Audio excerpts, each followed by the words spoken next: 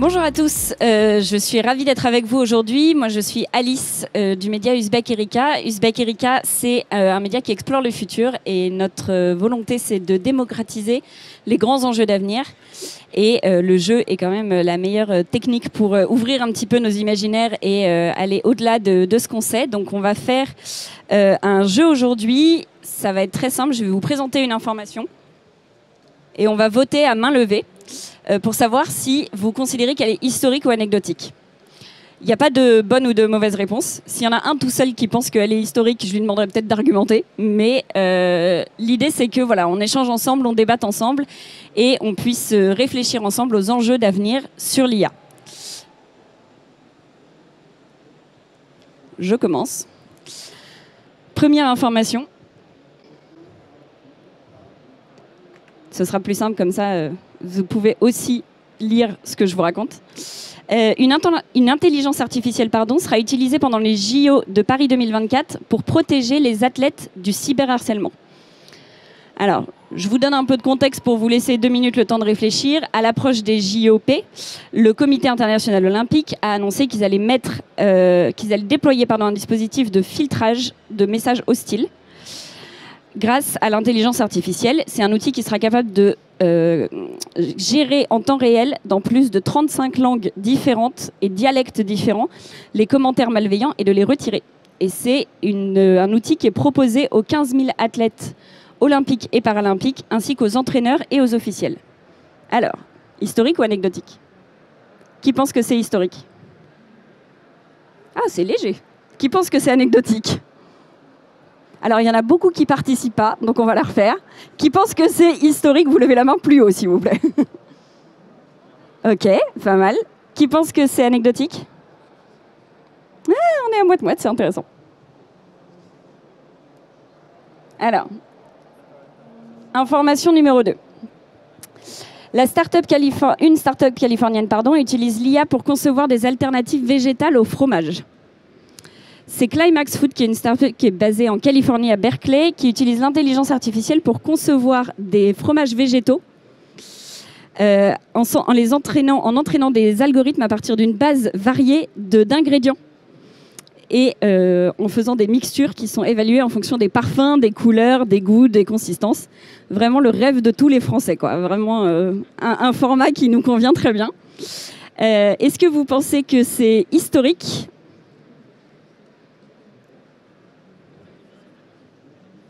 Ou anecdotique? C'est assez radical. Petit fun fact pour ajouter sur cette news, parce que du coup on a fait quelques recherches. C'est assez amusant parce que les alternatives végétales sont intéressantes au regard de l'impact environnemental du fromage. On est en France, je fais un quart d'heure fromage. Dans une étude publiée en 2017 par Science Direct, la production d'1 kilo de fromage émet 1,5 fois plus de gaz à effet de serre qu'un kilo de porc. Et 2,3 fois plus qu'un kilo de poulet. Et, pour continuer sur les fun facts, et après je passe la suite, selon Greenpeace, chaque Français consomme en moyenne 25 kilos de fromage par an.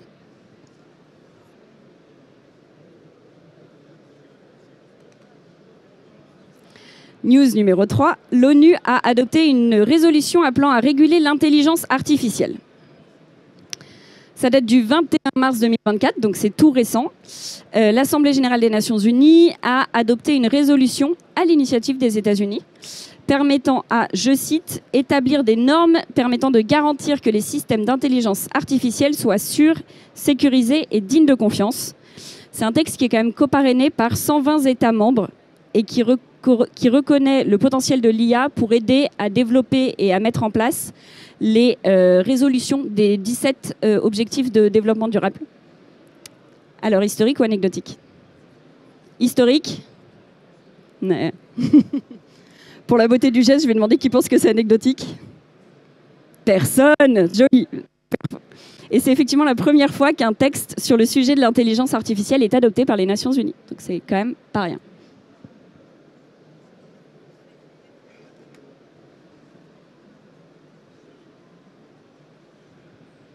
J'avais viré la fiche trop tôt. Quatrième news, la ville de Noisy-le-Grand utilise l'intelligence artificielle pour réduire la consommation énergétique des bâtiments. Donc c'est Noisy-le-Grand qui a lancé le projet Récital. Alors Récital, c'est réduction énergétique immédiate et à long terme. Ça fait Récital si vous ne comptez pas toutes les premières lettres du prénom. Et la ville utilise des outils d'intelligence artificielle pour réduire la consommation énergétique de 200 bâtiments publics de 20% d'ici 2 ans et de 50% d'ici 2030. Qui pense que c'est historique? Qui pense que c'est anecdotique? Ah, on est sur une bonne moite-moite.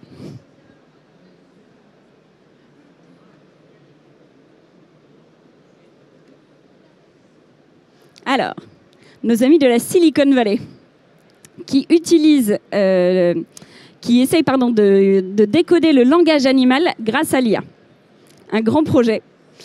Lancé en 2017, le Earth Species Project est un organisme à but non lucratif basé dans la Silicon Valley qui a pour slogan et pour objectif d'utiliser l'intelligence artificielle pour décoder le langage non humain. L'idée, c'est d'étudier certaines espèces animales pour collecter des données et créer des modèles de langage automatiques qui sont capables de générer des sons artificiels. Et donc, c'est de créer des bots conversationnels interactifs qui permettent de communiquer avec les animaux en temps réel et de servir l'objectif plus large qui est de refaire de combler le fossé de la déconnexion fondamentale entre les êtres humains et la nature. Alors, d'après vous, historique ou anecdotique? Nettement plus d'historique. Ok.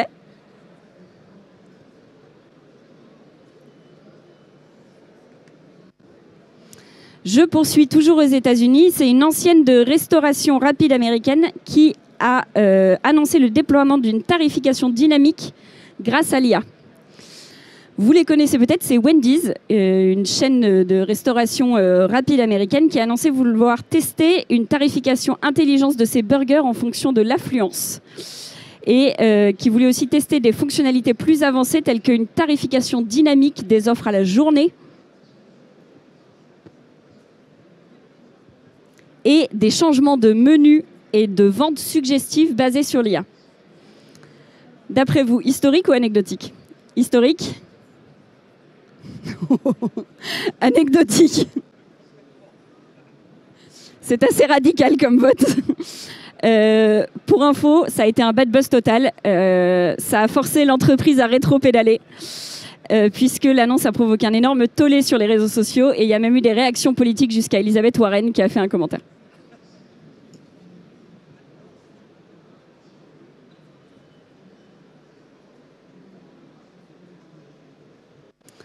Je poursuis, contexte un peu plus tendu. Google interdit à son chatbot Gemini de répondre aux questions sur les élections de 2024. Vous le savez peut-être, l'année 2024 est une année électorale record. Il y a 51% de la population mondiale qui est invitée à se rendre aux urnes. Énormément de pays du monde, plus d'une soixantaine de pays, dont certains des plus peuplés, ont des scrutins en cours cette année. Et comme on est quand même dans un contexte particulièrement sensible, notamment sur les tentatives de manipulation d'opinion par le biais de l'intelligence artificielle, je rappelle qu'on a quand même eu un faux appel téléphonique imitant la voix de Joe Biden, un deepfake du favori de l'élection présidentielle à Taïwan, un faux enregistrement audio laissant penser qu'un candidat slovaque de premier plan s'était vanté d'avoir truqué les élections. Donc on est quand même sur des belles perfs. Dans ce contexte, Google a interdit à son chatbot de répondre à des questions liées aux élections qui auront lieu en 2024. Une décision en accord avec leur volonté d'exemplarité. Ils ont en effet signé en février 2024 un accord technologique pour lutter contre l'utilisation trompeuse de l'IA avec quelques petits noms comme Meta, Microsoft, OpenAI, TikTok, Amazon. Alors, d'après vous, historique? Anecdotique? C'est gentil. Pourquoi? Est-ce qu'on a un petit argumentaire ou...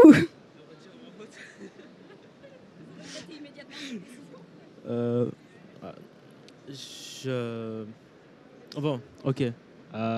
Moi, je pense plutôt En fait, je suis contre l'utilisation. Merci. Je suis contre l'utilisation controversée de l'IA et bien sûr, mais après, je pense que c'est un peu radical, je trouve, de la part de Google, parce que les jeunes ils veulent s'intéresser à la politique, mais après, on laisse plus le choix à l'IA pour qu'on puisse poser nos questions. Voilà, mais après, moi, je suis contre l'utilisation controversée. Je ne réponds pas à la question, mais il y a quand même la neutralité du net et ça la remet en cause, donc c'est problématique. Merci beaucoup. Ah oui, merci. Je poursuis. On a une note de l'Organisation internationale du travail qui affirme que l'IA pourrait créer davantage d'emplois que d'en détruire. Alors, il y a beaucoup de craintes et de louanges sur l'IA, très variées les unes des autres. Ça fait les gros titres de l'actualité dans tous les sens en ce moment. En mars 2023, il y a une étude de Goldman Sachs qui a fait beaucoup de bruit, qui a annoncé que l'intelligence artificielle pouvait menacer jusqu'à 300 millions d'emplois dans le monde. Un petit chiffre. Mais derrière ces angoisses et ce spectre, il y a aussi la question de se dire que finalement, est-ce que l'IA ne va pas créer plus d'emplois que n'en détruire? Et donc, en été 2023, donc tout ça est quand même pas très loin les uns des autres, l'OIT, l'Organisation internationale du travail, affirme que l'intelligence artificielle générative serait plus susceptible de compléter que de détruire des emplois et permettra d'accompagner plutôt que de remplacer certaines activités. Qu'est-ce qu'on en pense? Historique ou anecdotique? Historique? Ok, anecdotique?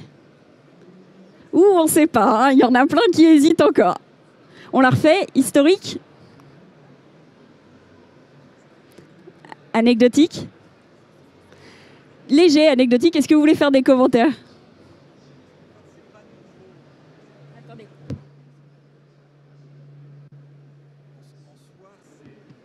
Ouais, là, en soi, c'est pas super nouveau dans le sens que on l'a déjà vu avec les robots et même avec l'informatique, comme disait Nicolas, qu'il y a en fait eu plus d'emplois qui ont été créés.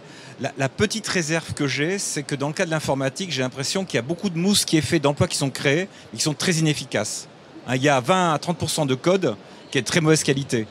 Et en fait, les équipes pourraient être réduites de 30% très facilement. Donc, je sais pas. Mais c'est une bonne question. Derrière, vous vouliez faire un commentaire? Même état d'esprit. Oui. Okay. On suit monsieur. Merci beaucoup.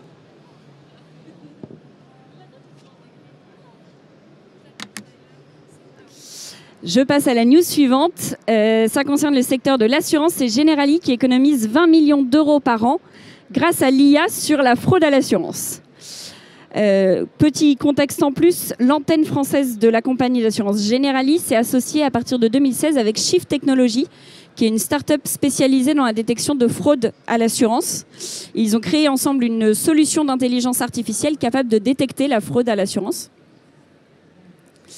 en temps réel, grâce à un faisceau d'indices et de données concordants. Et apparemment, c'est une stratégie qui s'est avérée payante, puisque jusqu'à présent, Generali, par eux-mêmes, cumulait à 20 millions d'euros d'économies par an sur la détection de fraude, et que maintenant, ils sont passés à 40 millions d'euros. Donc, qu'est-ce qu'on en pense? Historique ou anecdotique? Historique? Anecdotique? Un peu moins anecdotique que historique, mais j'en vois quand même, disons qu'on n'est pas sur une participation totale de toute la foule, quoi.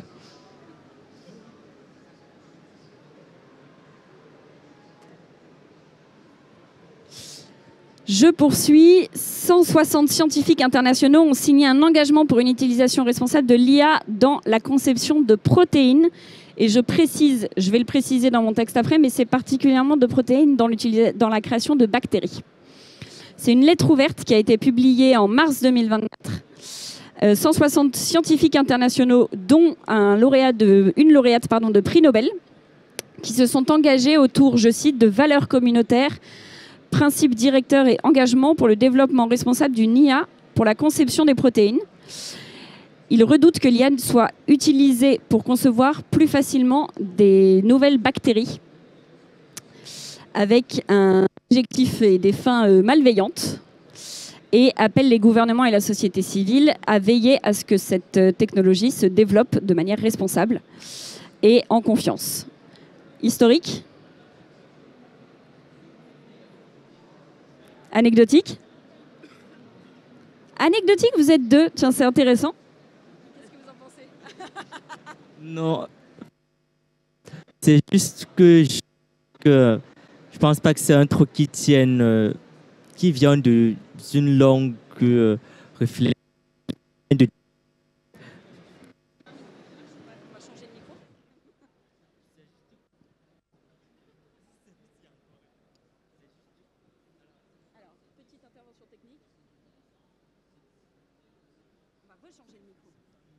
C'est le direct, messieurs, dames.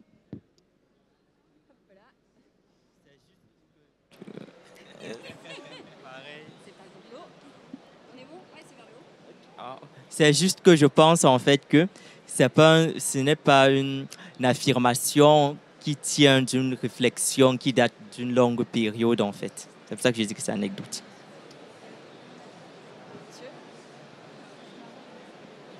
Il y a comme un gros côté com de personnes qui prennent des positions comme Elon Musk en disant que l'IA raconte pas la vérité, mais bon, il faut savoir ce qu'il a derrière.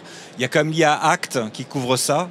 Donc moi, je compte plutôt sur des choses comme l'IA Act. Et pour les protéines, c'est plutôt le quantique que l'IA qui va faire des progrès.